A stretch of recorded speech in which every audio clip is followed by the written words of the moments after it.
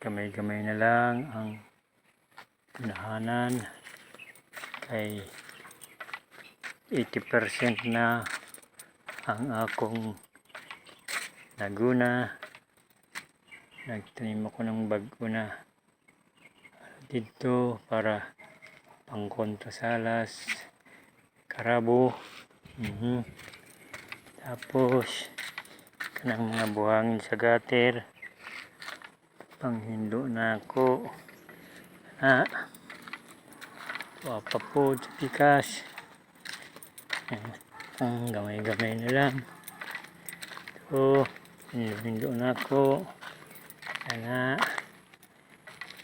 wapo na wapod sa gilid pikas gutter na gipanlampasan na ako ang gutter. Ito na, kita na mga gutter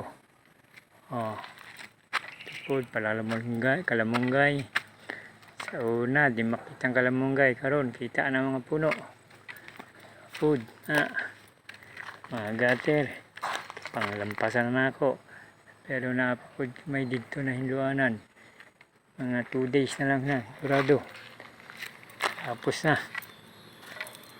Karon nagsunog ako itong mga daong laya ug mga sagbot na isunog na ako ni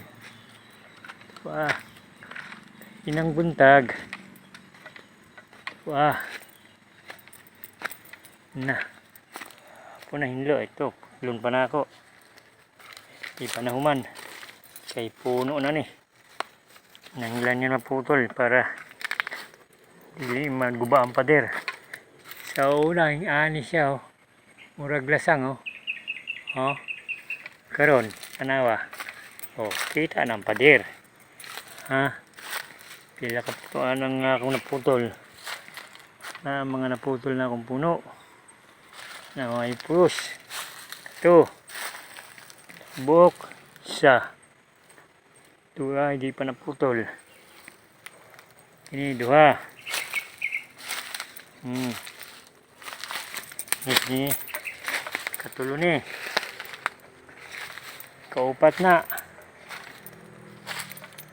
kaunom kato tumba na taas halos nakapilit na sa pader naapa dito mga dagkampay mga lununo na karon hinlo na kayo pader kita na kay naglatay na dito sa ibabaw sa budiga og diya sa may payag-payag kinis taas hinluanan pa na ako na para siguradong dili na makalatay ang ahas diya.